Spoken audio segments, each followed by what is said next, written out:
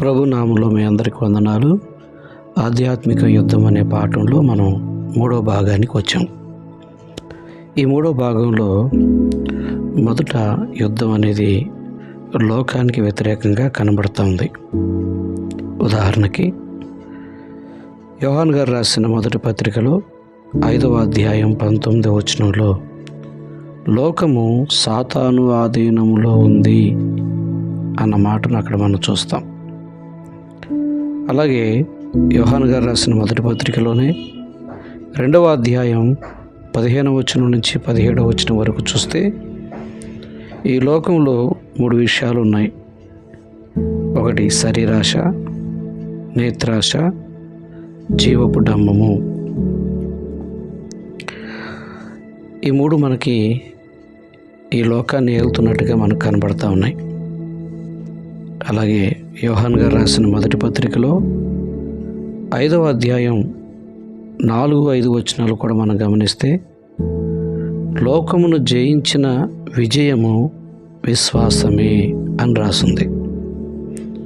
కాబట్టి ఈ 3 కూడా ఎలా జయించగలము, లేకపోతే ఈ లోకాన్ని ఎలా జయించగలము అంటే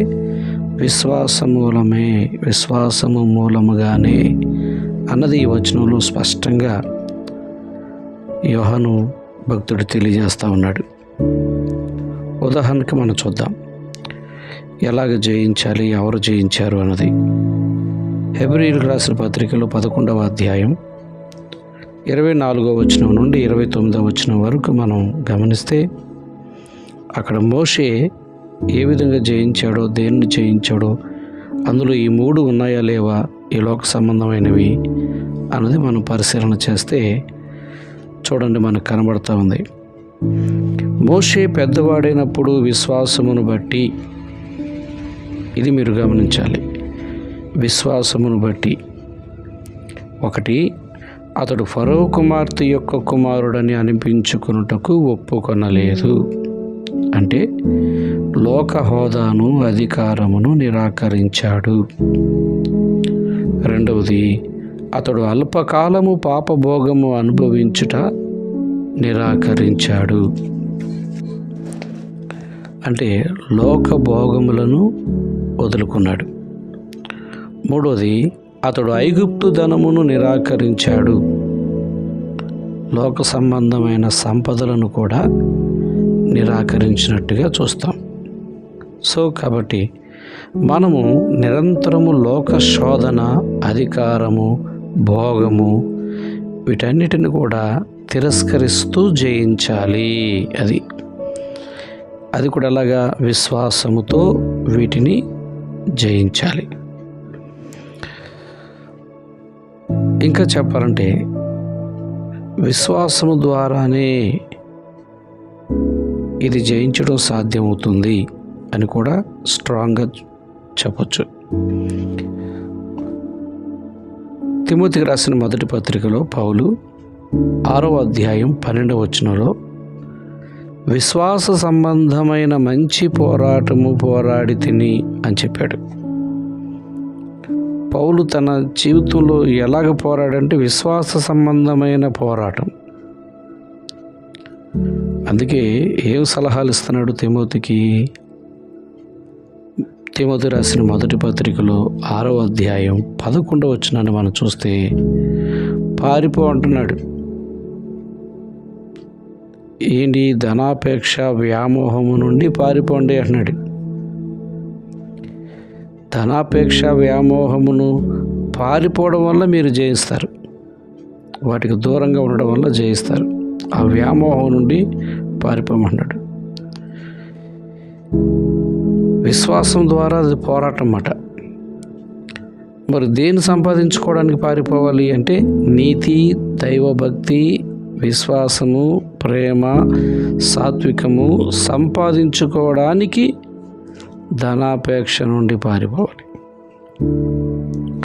పౌలు తను మంచి విశ్వాస పోరాటము పోరాడాను అని చాలా స్పష్టంగా చెప్పుకోవడం అనేది మనం చూస్తూ ఉన్నాం. ఇందాక ఈ మాట మనం అనుకున్నాం, ఇక్కడ మనం వచనాన్ని చూద్దాం ఎలా పోరాడాడు. తిమోతికి రాసిన 2వ పత్రిక 4వ అధ్యాయం 7వ వచనంలో చూస్తే మంచి పోరాటము పోరాడి తిని, నా పరుగు కడముట్టించి తిని, విశ్వాసము కాపాడుకొంటిని. ఇది ఆయన చెప్తున్న వర్షం. కాబట్టి మనం విశ్వాసము మూలముగానే లోకాన్ని జయించగలుగుతాము. లోకాన్ని జయించడం అంటే లోకంలో ఏముంది? శరీరాశ, నేత్రాశ, జీవపు డంబము లోకంలో ఉంది. దీన్ని ఎలా జయించాలి? విశ్వాసం మూలంగా. చూడండి, ఉదాహరణకి మనం మోషేని చూసాం. క్రీస్తు విషయమై నింద గొప్ప భాగ్యమని ఎంచుకున్నాడు. అదేమైనా చూడండి కాదు. 40 సంవత్సరాల ఐగుప్తులో అన్నీ అనుభవించాడు. సకల విద్యలలో ప్రావీణ్యుడు, బాగా సుఖపడ్డవాడు. తిరిగి 40 సంవత్సరాలు అరణ్యంలో గొర్రెలు మేపుకుంటూ అతి సాధారణ జీవితాన్ని జీవించి బై మిస్టేక్ ఏదో తప్పు చేశాడు, మొత్తానికి పారిపోయాడు.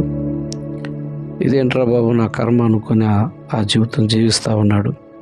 ఏదో అనుకుంటే ఏదో అయిపోయింది, బంగారం లాంటి జీవితం పోయింది, తొందరపడ్డానా అని ఎంతో ఆలోచించుంటాడు. ఎందుకంటే ఒక ఉన్నతమైన జీవితం జీవించినటువంటి వ్యక్తి సడన్గా కింద స్థాయి జీవితాన్ని, చాలా అతి సాధారణమైన స్థాయి జీవితాన్ని జీవించాలంటే ఎంత నామోషి చూడండి. ఈ రోజుల్లో చాలామంది అప్పులు పాలైపోవటానికి కారణం ఏంటంటే, రూపాయి ఉన్నప్పుడు ఒక స్థాయిలో సంతోషిస్తారు, అనుభవిస్తారు. సడన్గా అది పోయినప్పుడు ఆ కింద స్థాయికి రాలేక, సాధారణంగా ఉండలేక అప్పుల మీద అప్పులు చేసి గొప్ప కోసం అప్పు చేసి ఇక నాన్న తిప్పలు పడుతూ ఉంటారు. ఈ అప్పు తీర్చడానికి ఇంకో చోట అప్పు చేసి, ఆ అప్పు తీర్చడానికి ఇంకో చోట అప్పు చేసి, మొత్తానికి పెద్ద అవమానంలోకి వెళ్ళిపోతారు వారు తెలియకుండా. ఇందుకే కదా చాలామంది అప్పులు తీర్చలేక ఆత్మహత్యలు చేసుకునేది. చావా దానికి మార్గం? ఏమీ కాదు. ఉన్నాయన్నీ అమ్మేసుకుంటే చాలు. సాధారణమైన జీవితానికి మరలా ఎందుకు ప్రారంభించకూడదు? ఒకప్పుడు అలా ప్రారంభించే కదా ఈ స్థాయికి వచ్చాం. పోతే పోనీ ఉన్నాయన్నీ అమ్మేసేసి సదిరేసేసి మరలా కొత్తగా కింద స్థాయిలో జీవితం ఎందుకు ప్రారంభించకూడదు? అది ప్రారంభించలేదు. కానీ మోషే అలా అనుకోలేదు. మరలా అవకాశం వచ్చింది మోషేకి. ఏదైతే పోగొట్టుకున్నాడో, ఏదైతే వదులుకున్నాడో, పోయిందో అది మరలా తన ముందుకు వచ్చింది. కానీ ఇప్పుడు ఏమన్నాడంటే నాకు వద్దంటున్నాడు. ఎందుకు వద్దంటున్నాడంటే దీన్ని జయించాలనుకుంటున్నాడు. వీటి వలన కాదు అని అనుకున్నాడు. ప్రభు కొరకు ఈ లోకాన్ని జయించాలంటే ఈ లోకంలో అవి 3 కనబడుతున్నాయి ఆయనకి. అందుకే వాటిని వదులుకొని విశ్వాసంతో క్రీస్తు కొరకు నిలబడ్డాడు. మంచి పోరాటం పోరాడాడు. సో మోషే అందుకే ఒకవేళ ఐగుప్తు వాళ్ళకి మాత్రమే నాయకుడిగా ఉండేవాడేమో అలా ఉంటే ఇవాళ ప్రపంచానికే నాయకుడు అయ్యాడు. దేవుని ఇల్లంతటిలో నమ్మకమైన వాడయ్యాడు.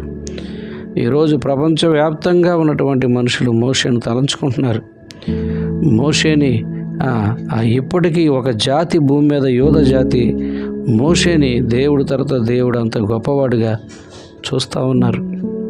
ఏమండి, వాళ్ళే కాదు, ప్రపంచంలో ఉన్న మానవ జాతి అంతా కూడా మోషేని మర్చిపోలేదు. అనేక మంది మోషే అని పేరు పెట్టుకున్నారు, మోసెస్ అని పేరు పెట్టుకున్నారు. అనేక ట్రస్ట్లు ఆయన పేర్ల మీద ఉన్నాయి.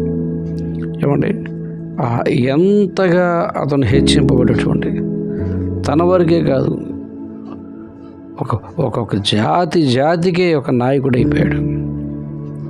దేవుడు ఉన్నతమైన స్థితిలో ఉంచాడు. సో ఇదంతా ఊరికినే రాదు, జయించడాన్ని బట్టే వస్తుంది.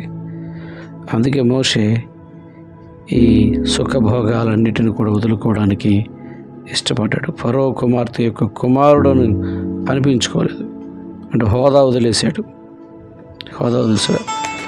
అల్పకాలము సుఖభోగములను వదిలేశాడు.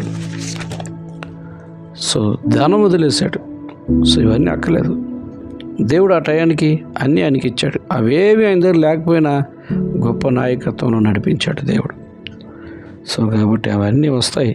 దేవుడు పోరాడుతున్నప్పుడు దేవుడు అవన్నీ ఇస్తాడు, అవేమీ లేకుండా కాదు. కానీ వాటి కోసం దేవుని వదిలిపెట్టి వెళ్ళలేదు. సో దీన్ని బట్టి మనం ఏం నేర్చుకోవాలంటే, ఆత్మీయ యుద్ధంలో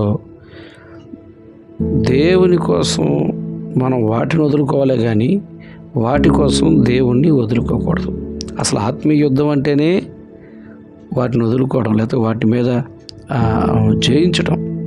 సో ఇలాగే ఆత్మీయ యుద్ధంలో పోరాడగలుగుతాం. ఈ విధానంలోనే మనం గెలవగలుగుతాం. సో అందుకే సంపాదించడం తప్పు కాదు, సంపాదన ఉండడం తప్పు కాదు. కానీ అది దేవుని కొరకు అన్నట్టుగా ఉంటే, దేవునిది అన్నట్టుగా ఉంటే మనం గెలిచినట్టే. దాని మీద మనసు పెట్టుకోకుండా ఉంటే గెలిచినట్టే. దేవుడి మాటలు మనందరి వెనుకడలో దీవించును గాక. ఆమేన్.